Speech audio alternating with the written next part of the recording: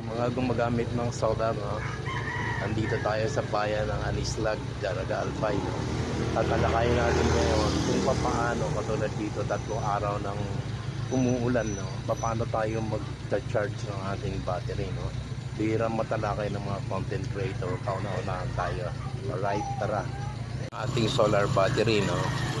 Pagkatapos, kinabit na natin yung isa, yung positive. Okay, andun na, nakakabit na. Itong negative, alright, yan.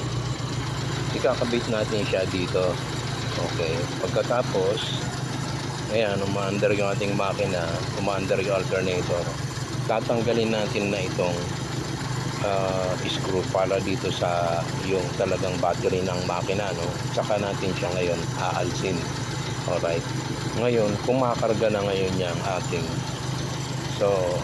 yung ating solar battery. Tignan natin sa ampere gauge. Okay. Tignan natin yung ampere gauge natin. Ayun. So, kulang tayo ng yan, 15 amperes, no? Kasi yun yung 30. Lagpas ng 15 amperes ang kulang. So, yan ang pupunuan niya ngayon.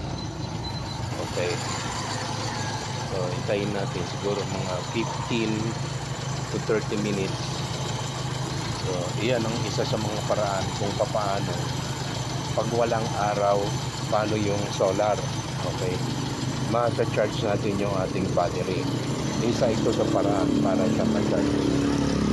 We don't have to wait for the sun to rise bago tayo makagamit ulit ng ating solar inverter para sa bahay.